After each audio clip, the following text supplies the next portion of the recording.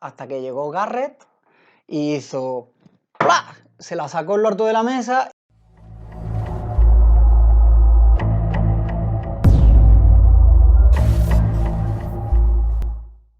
Muy buena, en el anterior vídeo estuvimos hablando del funcionamiento de los turbos, los diferentes tipos de configuración a nivel interno que podríamos encontrar, y en este vídeo vamos a hablar de las diferentes clases de turbo que podemos encontrar y de los diferentes sistemas de organización en cuanto a los turbos. Para comenzar tenemos que entender primero qué es el famoso AR de un turbo. Las letras A, R se refieren a área y radio. ¿Qué quiere decir esto?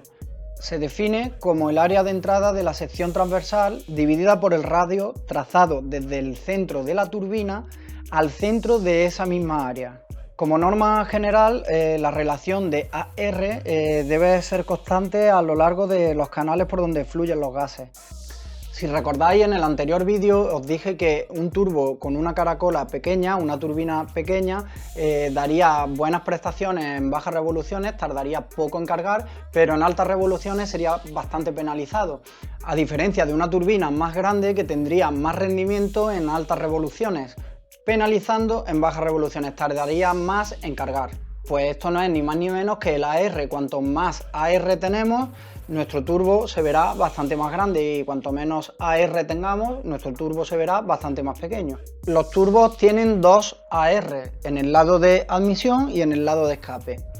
Pueden ser diferentes, de hecho normalmente son diferentes. En los turbos de geometría variable, que ahora los veremos más en detalle, este AR se verá modificado según las revoluciones del motor y las necesidades del mismo. En cuanto al lado de admisión, el AR no influye demasiado en el rendimiento del turbo, aunque sí que se utilizará un AR más pequeño para bajas presiones y un AR mayor para altas presiones. En el lado del escape, el AR de la turbina de escape sí que afecta bastante al rendimiento del turbo. Modificando el AR de la turbina de escape se modifica la capacidad de flujo de dicha turbina.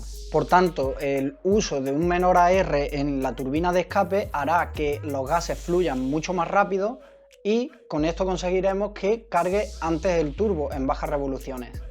Pero si usamos un AR mucho mayor, el problema que tenemos es que a bajas revoluciones los gases irán muy despacio, costará mucho trabajo mover la turbina, pero en altas revoluciones tendremos un gran flujo de aire en la turbina, por lo que las prestaciones serán mucho mejores teniendo unas altas revoluciones. Por eso es importante a la hora de elegir nuestro turbo que sepamos y seamos conscientes de las características de nuestro motor para poner un turbo con un AR adecuado a nuestro motor. Bien, ahora vamos a hablar de los tipos de turbo que podemos encontrar. En primer lugar tenemos los turbos de geometría fija, que son como este. Estos turbos tienen una configuración sencilla, ya que su estructura es bastante simple, son fiables y, bueno, digamos que son económicos, entre comillas. La única pega que tienen es que para conseguir una buena potencia en altas revoluciones, pues penaliza a bajas revoluciones el tiempo de respuesta, el lag, el famoso lag, que se refiere al tiempo que tarda el turbo en dar su potencia máxima. Es decir, desde que pisamos el acelerador hasta que el turbo carga completamente. Bien, por otro lado tenemos los turbos de geometría variable. Esto es un invento que nos soluciona bastante el problema que comentaba anteriormente en los turbos de geometría fija. Es decir, este turbo modifica el AR de la caracola de escape, haciendo así variable la potencia y el tiempo de respuesta en cuanto a las revoluciones del coche. La solución que plantean los turbos de geometría variable es variar la sección de entrada de la turbina.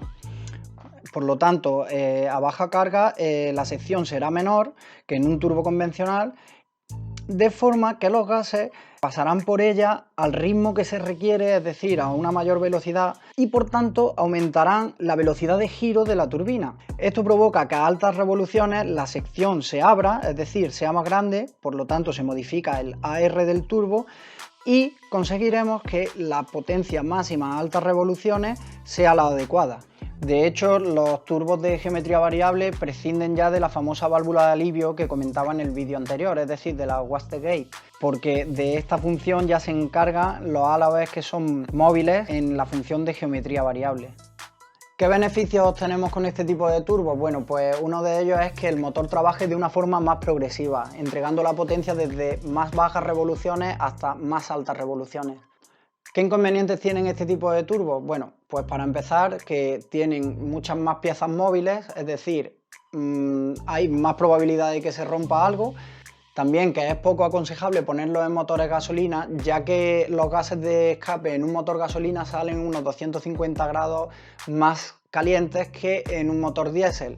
¿Y qué ocurre? Pues que esa temperatura compromete la vida útil de todos los elementos internos de este tipo de turbos.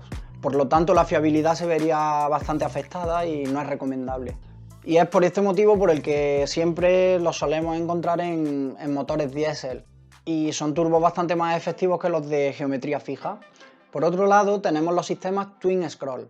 Se diferencian de un turbo sencillo en que, en vez de recibir todos los gases mediante un único conducto, en este caso tenemos dos conductos separando en dos grupos la entrada de gases, con el propósito de aprovechar mejor su inercia para mover la turbina. ¿Y por qué se hace esto? Pues para eliminar esas posibles pérdidas de presión que hay cuando un cilindro está terminando su fase de escape y comenzando su fase de admisión. Ahí hay unas micro pérdidas hasta que la válvula de escape cierra completamente. Y por tanto se produce una micro reabsorción de los gases. Por tanto, si separamos estos conductos y utilizamos cada uno para cilindros que sus válvulas de escape están al contrario, es decir, mientras una está abierta la otra está cerrada, obtendremos una mayor eficiencia de flujo de gases. Los motores de 4 tiempos y de 4 cilindros suelen tener el siguiente orden de encendido, que sería 1, 3, 4 y 2. Es decir, en el primer cilindro se produce la explosión. En el siguiente tiempo, la explosión se producirá en el tercer cilindro. En el siguiente tiempo, la explosión se producirá en el cuarto y el siguiente será el segundo cilindro. Por tanto, para agrupar esos cilindros se tiene en cuenta dicho orden y se suelen agrupar el cilindro 1 con el 4 y el cilindro 2 con el 3. En el esquema tiene el caso de un motor de 4 cilindros, ¿vale? Entonces, observa cómo el colector de escape tiene salidas separadas para los cilindros 1 y 4 por una parte y para los cilindros 2 y 3 por otra. De esta manera no ocurre nunca que las válvulas de escape de los cilindros que comparten el canal en el colector de escape estén abiertas simultáneamente. Por tanto, cuando uno de los cilindros está en escape, el otro está en compresión.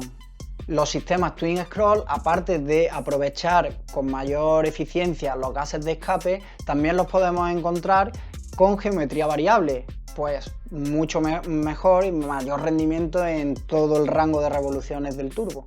Y ahora que estamos en la era de los coches híbridos, de los motores eléctricos y de todo eso, pues no va a ser menos en el tema de los turbocompresores, ¿no?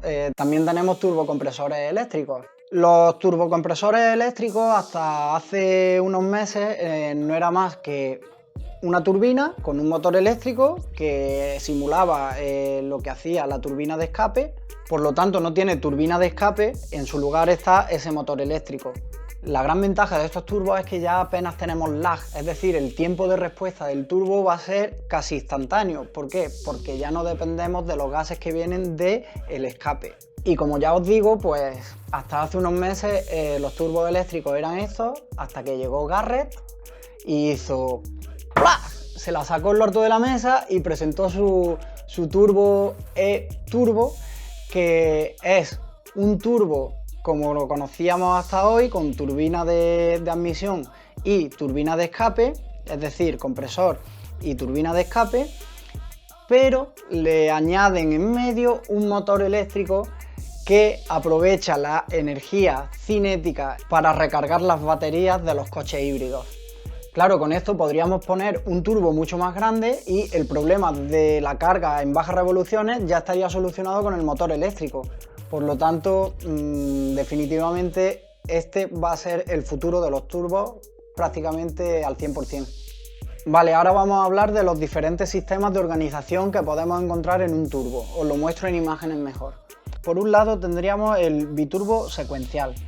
El sistema biturbo secuencial pues son dos turbos que normalmente están unidos por una misma estructura, en la que primero entra un turbo en determinado rango de revoluciones, por ejemplo de 1500 a 4000, Y después entra el segundo turbo totalmente cargado, dándole la potencia añadida que faltaría. En este caso, el último entraría pues, a partir de las 4000 revoluciones hasta el límite. Las ventajas de este sistema es que el lag también se reduce considerablemente y el rango de potencia es bastante más lineal. ¿Cómo se hace esto? Pues mediante unas mariposas en los conductos de escape que enviarán los gases hacia el primer turbo o hacia el segundo dependiendo de las necesidades. Las desventajas de esto es que al llevar tantas partes móviles, pues las probabilidades de que alguna pieza se rompa, pues aumentan. El sistema biturbo paralelo, pues generalmente tiene dos turbos separados, es decir, su funcionamiento es bastante básico porque ambos turbos entran al mismo tiempo, uno a un grupo de cilindros y otro a otro grupo de cilindros. Bueno, y hasta aquí el vídeo de hoy. Creo que con esto ya queda cubierto todo el tema de turbos. Si tenéis alguna pregunta o algún comentario, no dudéis en escribirlo. Y nada, si os parece interesante, pues suscribiros al canal, compartirlo y bueno, nos vemos en el siguiente vídeo.